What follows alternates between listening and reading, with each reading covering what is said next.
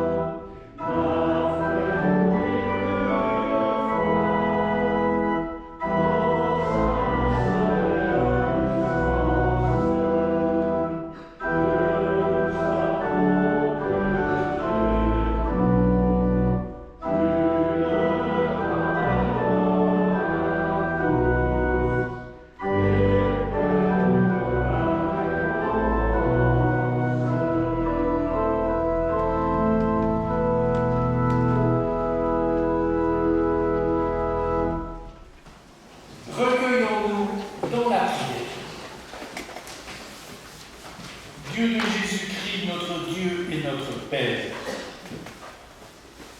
mon âme trouve sa paix dans ta promesse et son repos dans l'étreinte de ton nom.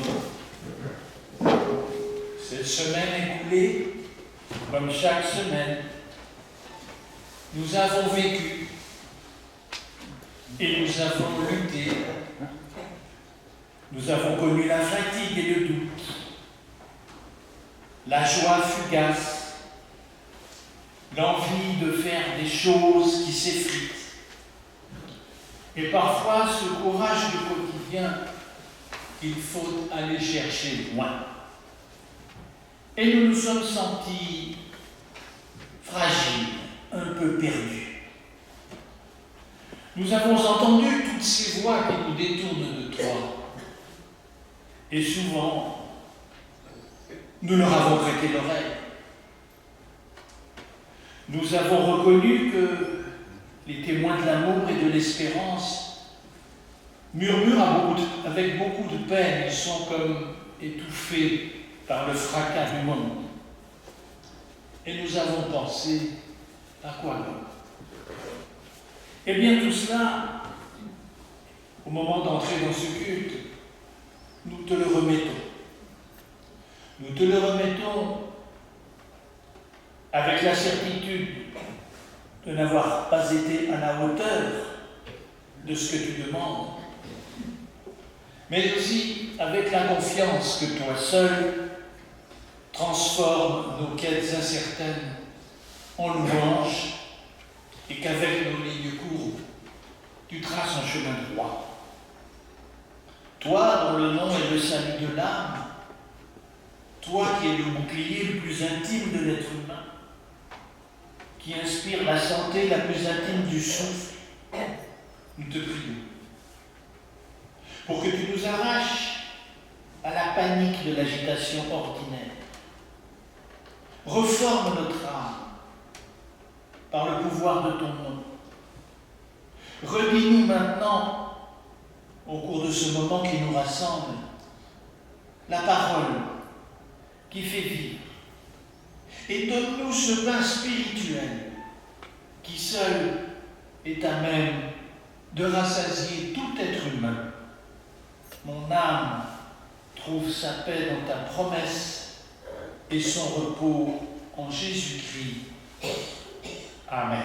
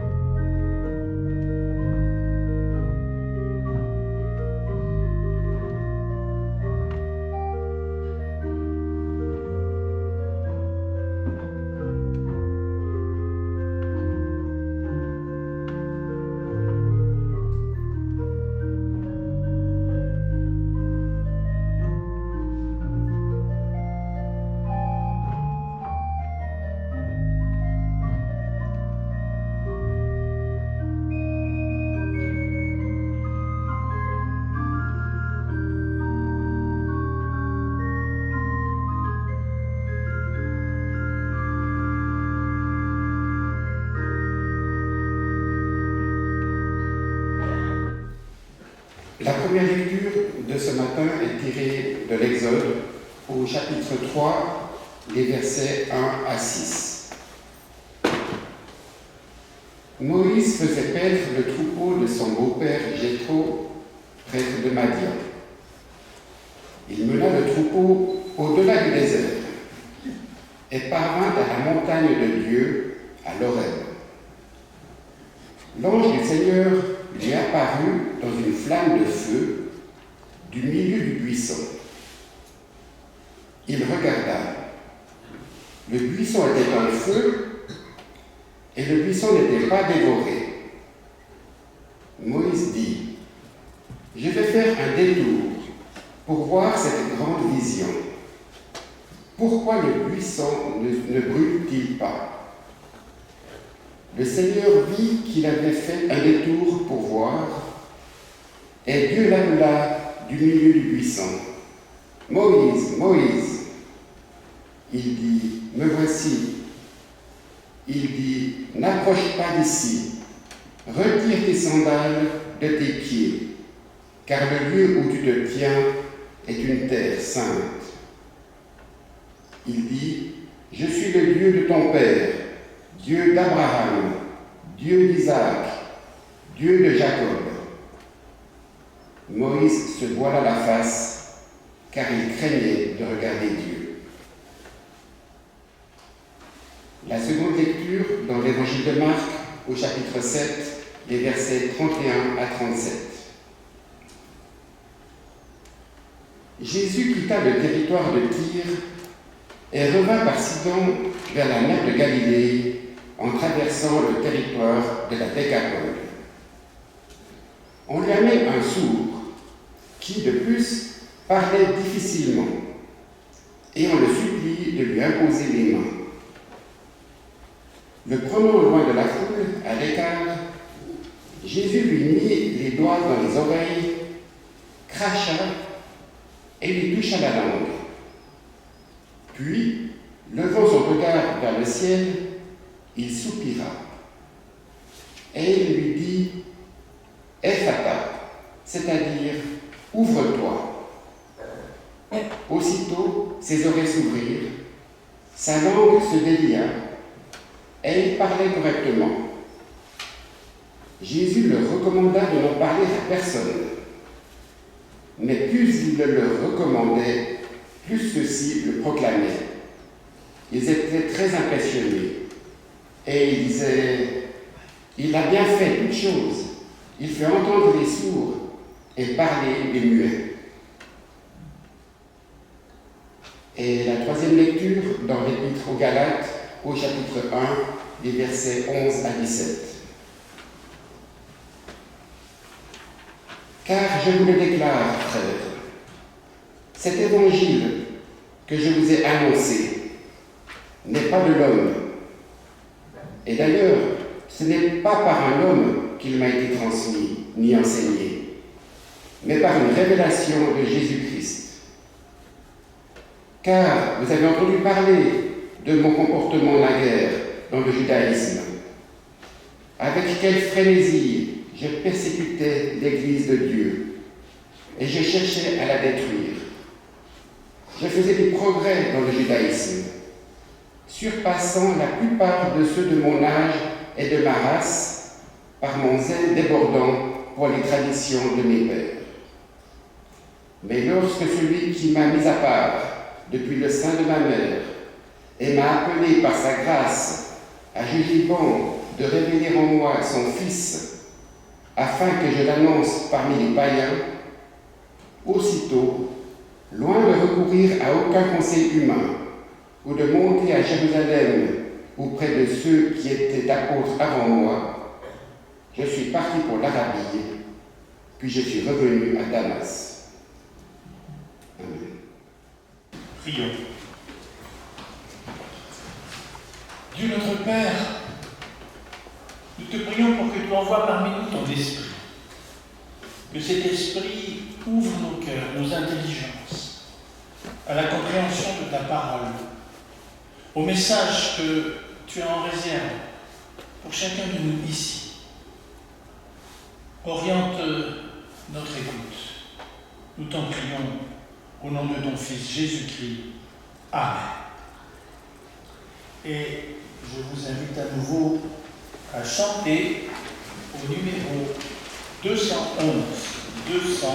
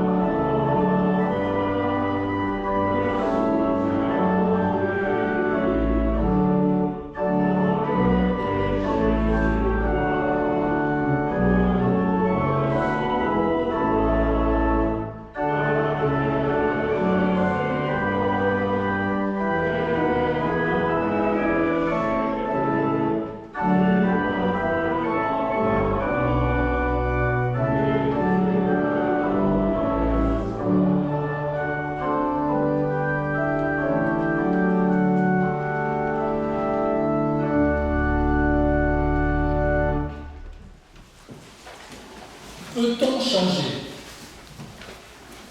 Un homme, une femme, peuvent-ils changer sur le plan moral 100 ans, puisque, bien sûr, biologiquement, nous changeons tous les jours.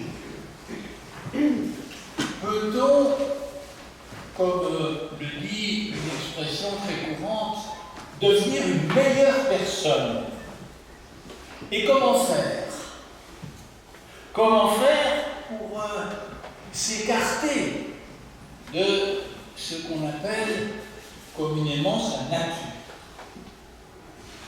J'appuierai ma méditation sur les 3 passages que vous avez entendus.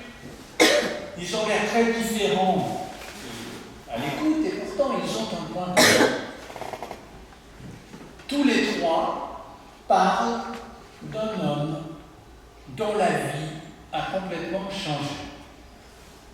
Et nous allons nous demander pourquoi.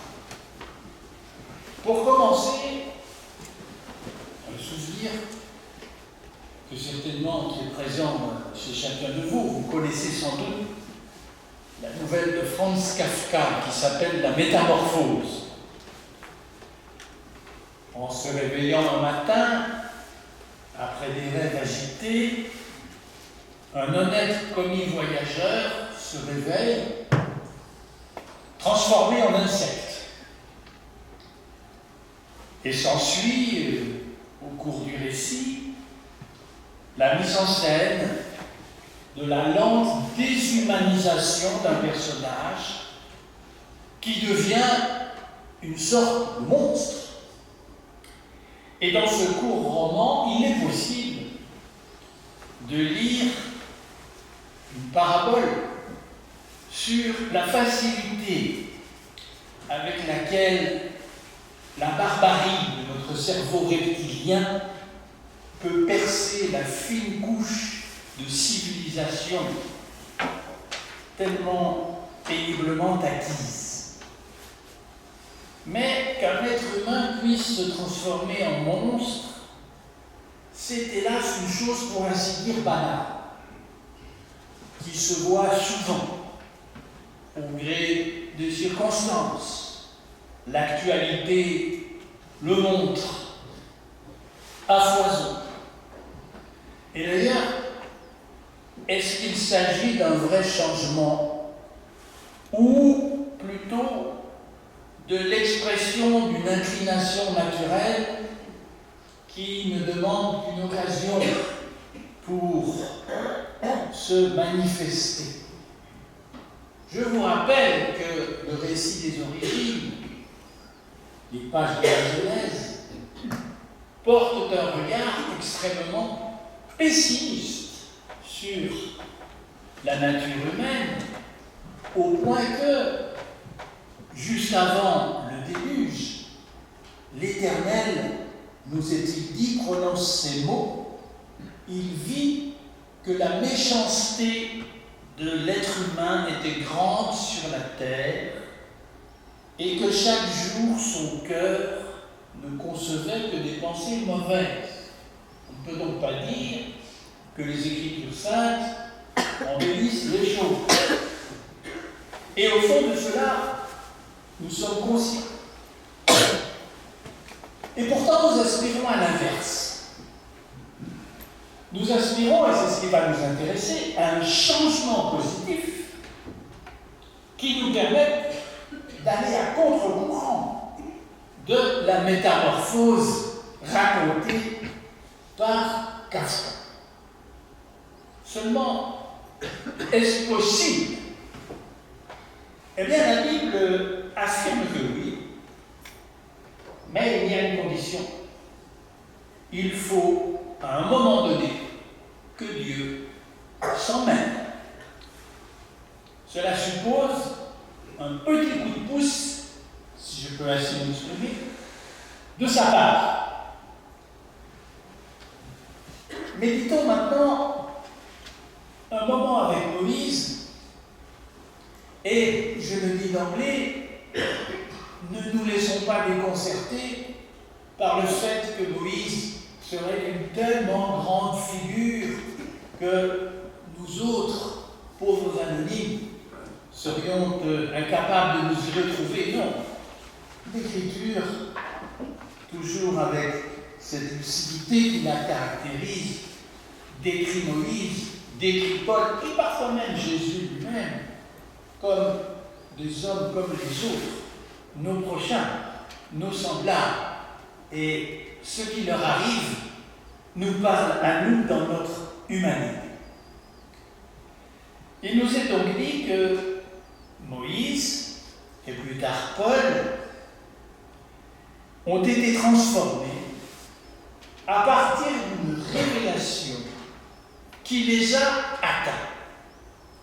Je précise que révélation, c'est le mot qui est utilisé par les écrivains sacrés pour désigner le fait que Dieu se communique aux hommes et que de cette façon, il agit sur eux et avec eux. Et la révélation divine, elle comporte toujours trois moments.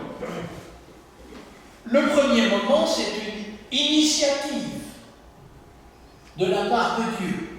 Par définition, cette initiative, elle est pour nous insaisissable. Le second moment, c'est la naissance dans le cœur humain d'une évidence intérieure. Et le troisième moment, c'est l'amorce d'une histoire différente, d'une histoire nouvelle que celle dans laquelle l'être humain était engagé jusqu'ici. Commençons par le célèbre passage du buisson ardent. Que nous raconte ce récit, qui ressemble un peu à un rêve éveillé? Quand j'avais des catéchumènes, que nous abordions ce texte, je leur demandais toujours de le considérer comme une sorte de rêve éveillé, mais de ne pas s'imaginer qu'il y avait un journaliste qui prenait des notes. Bon. Au départ, dans ce récit, il y a l'initiative de Dieu. Une flamme de feu qui jaillit d'un buisson et qui attire le regard de Moïse. Reconnaissez, c'est pas mal.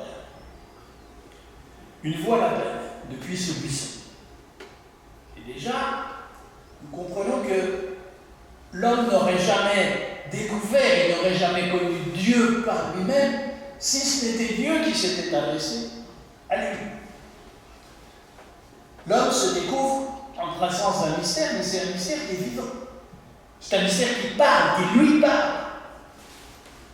Ce mystère, nous n'aurons jamais la clé, mais quand même, il s'intéresse à nous. Nous ne pouvons pas faire le tour de la question. Lorsque Moïse, poussé par une curiosité bien compréhensible, veut faire le tour du buisson, donc il veut faire le tour de la question, il veut régler le problème, une voix lui dit « Reste tu, reste tu ». La voix qui atteint Moïse ne vient de nulle part. Comme on peut lire, l'Esprit de Dieu surgit de son secret. Seulement, lorsque ce mystère nous atteint, on peut lui répondre. On peut lui répondre. Je pourrais dire par parenthèse que d'une certaine façon, c'est un peu ce qui peut se produire dans un culte. Dans un culte, la parole vient à nous, et de cette parole émane un appel qui fait que peut-être nous prenons la décision de la foi, que peut-être nous nous rassemblons, que le fait déjà de se rassembler est une première forme de réponse à cet appel. Le second moment de la révélation, c'est le changement qui se passe en Moïse. Moïse passe, disons, d'une sorte de présent pas très glorieux à une évidence intérieure. Parce qu'il faut quand même se souvenir qu'au moment où Moïse reçoit cet appel dans le buisson ardent, il n'est qu'un meurtrier en fuite. Il a, vous vous souvenez, tué un contremaître égyptien qui maltraitait un esclave. Du coup, il essaye de se faire oublier de survivre en faisant paître des chèvres dans le désert de Madian. À ce moment-là, Moïse n'est candidat à rien du tout. Et voilà qu'il est atteint par une révélation. Et que cette révélation le déchire. Il se sent au fond à la fois éclairci et rétabli. Parce que la révélation de Dieu, c'est en même temps aussi la révélation de l'être humain. C'est même cette révélation de soi-même qui est la plus frappante. À la fin du récit de la rencontre avec la femme samaritaine au bord du puits, qui est un autre passage célèbre de l'évangile de Jean, la femme samaritaine s'en va, retourne dans son village et s'exclame « Il m'a dit tout ce que j'ai fait ». Donc, la révélation qui est venue de lui m'a révélé dans ma vérité. C'est pourquoi, lorsque nous lisons la Bible, nous n'apprenons pas quelque chose sur elle, mais nous apprenons surtout quelque chose sur nous. Les récits anciens et vénérables qu'elle contient, ce sont autant de signes qui balisent un autre accès à nous-mêmes. Et sans cette rencontre, je suis perdu.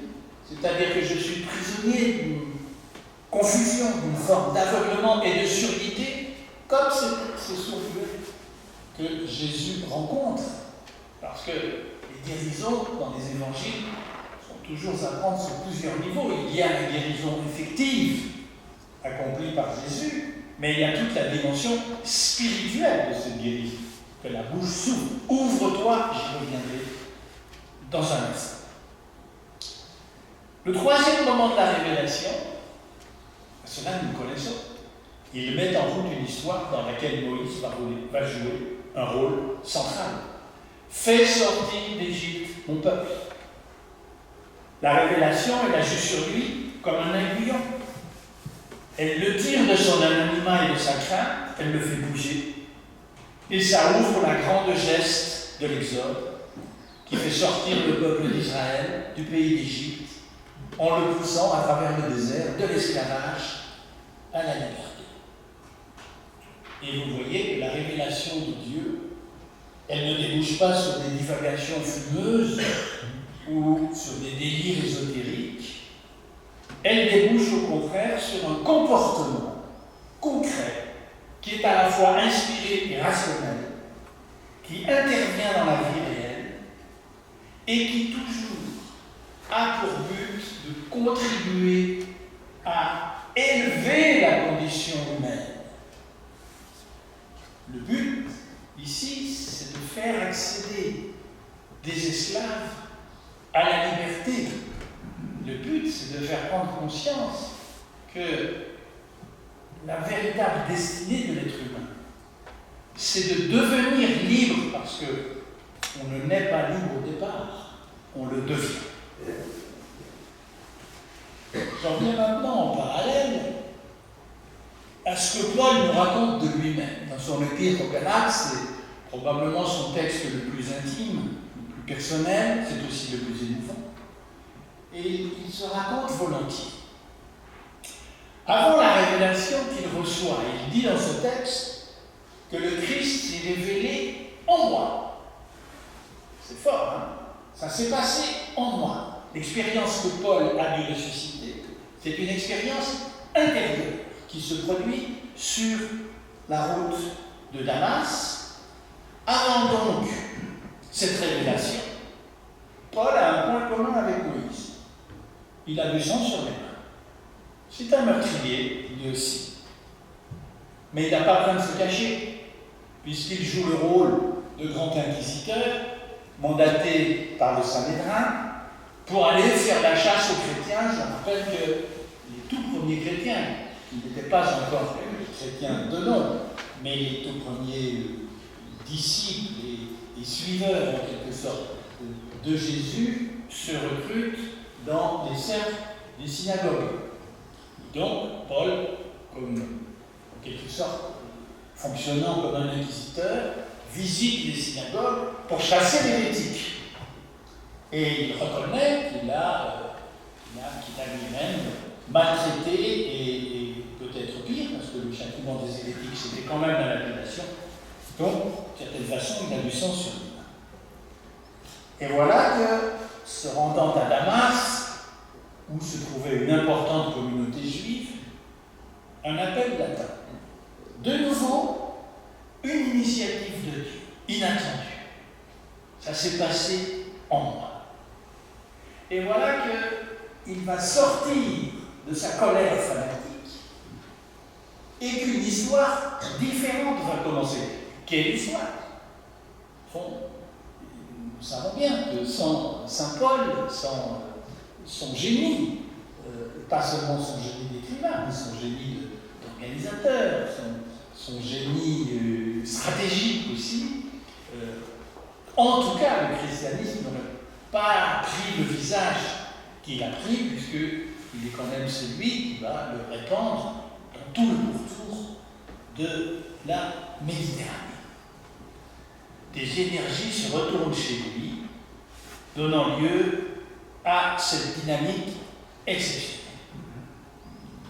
Alors bien sûr, vous me direz, mais nous n'avons pas accès à ces événements, ce ne sont que des récits très très anciens. Oui, mais il nous reste quelque chose.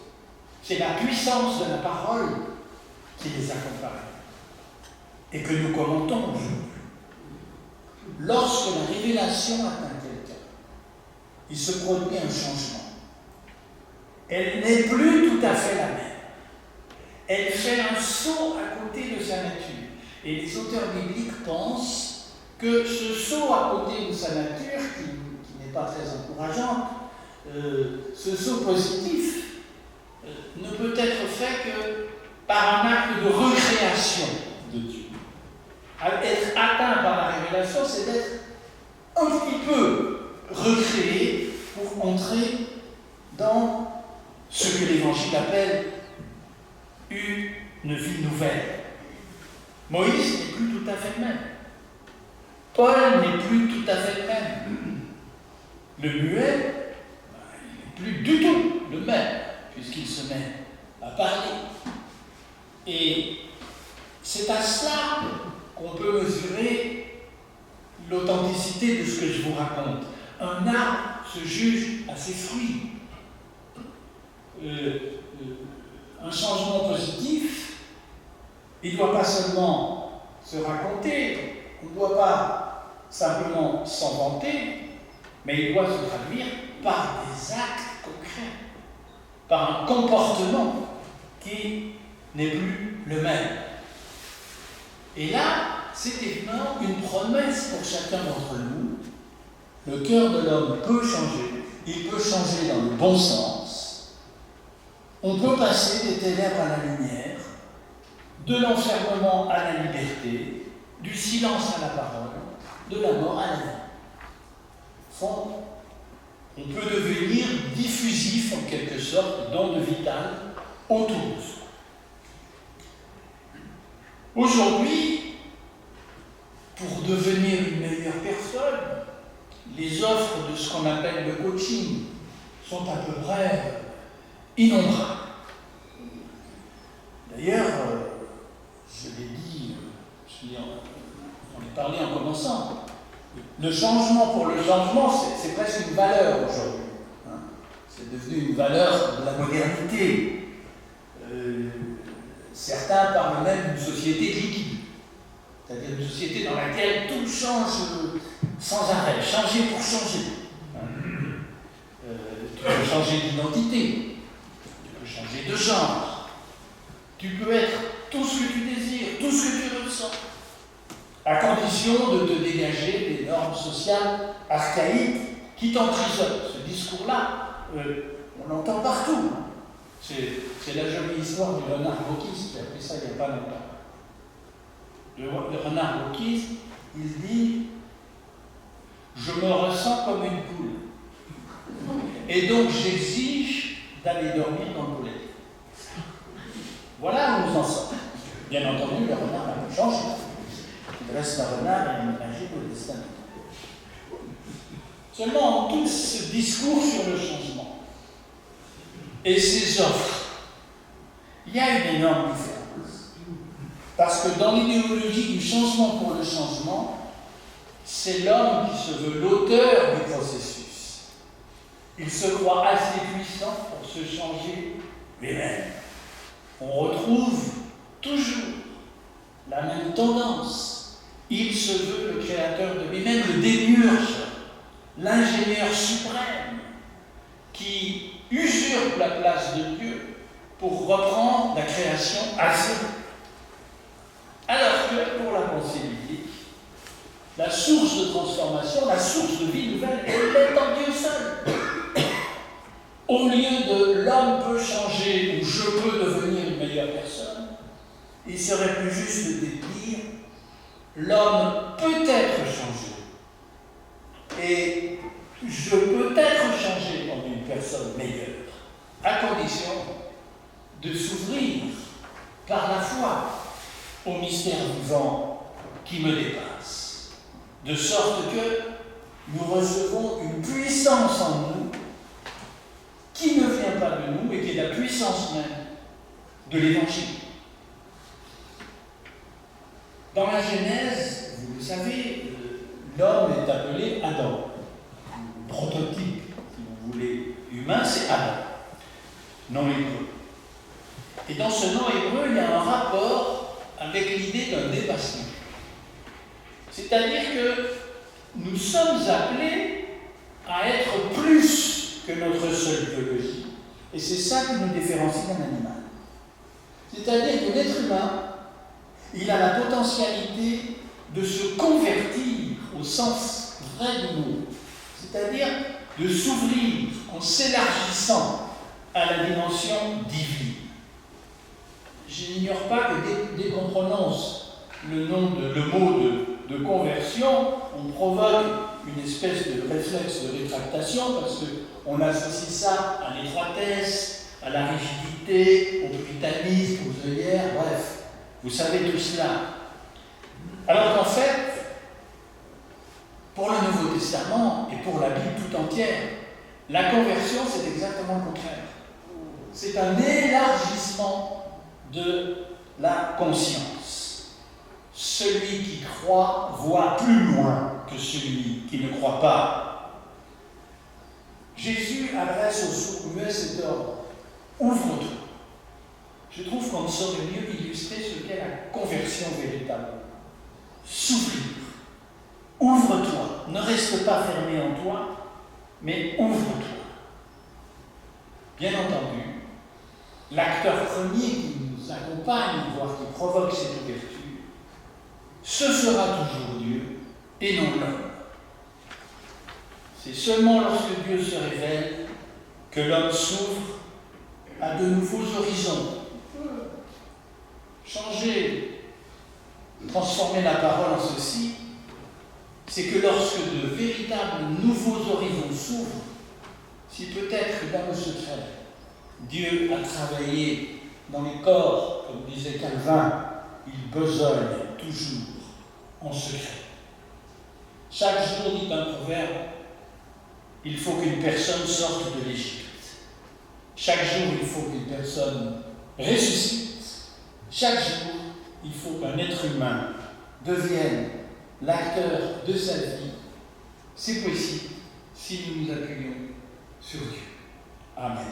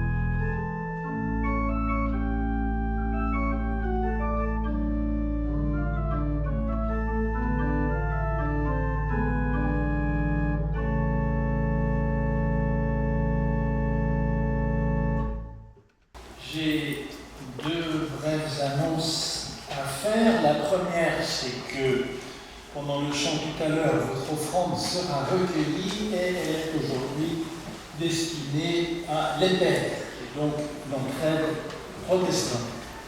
Et puis, je vous rappelle que mardi, donc le 19, dans 2 jours, continuons notre lecture de l'Apocalypse, qui sera cette fois sur le jugement dernier, qui est vraiment le morceau de bravoure de l'Apocalypse, ça ne occupe pas moins de 4 chapitres. Et cette lecture aura lieu à la chapelle à partir de midi 10. Je vous invite à présent à vous lever pour chanter. Nous chantons le numéro 360 et pendant le chant, votre offrande est recueillie.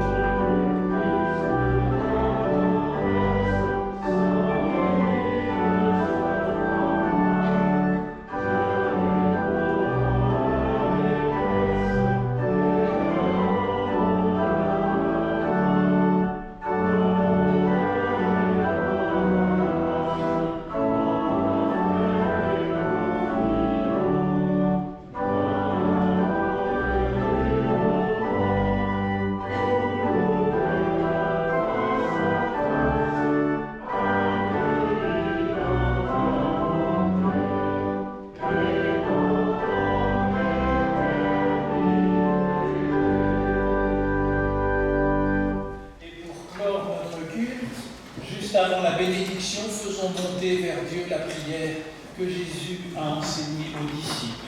Notre Père, qui es aux cieux, que ton nom soit sanctifié, que ton règne vienne, que ta volonté soit faite sur la terre comme au ciel. Donne-nous aujourd'hui notre pain de ce jour. Pardonne-nous nos offenses, comme nous pardonnons aussi à ceux qui nous ont offensés. Et ne nous laisse pas entrer en tentation, mais délivre-nous du mal, car c'est toi qu'appartiennent le règne, la puissance et la gloire, au siècle des siècles. Amen. Que l'amour de Dieu, notre Père, la grâce manifestée en Jésus-Christ et la communion du Saint-Esprit soient avec chacun et chacune d'entre vous. Allez dans la paix. Amen. et vous pouvez aller à l'après-culte.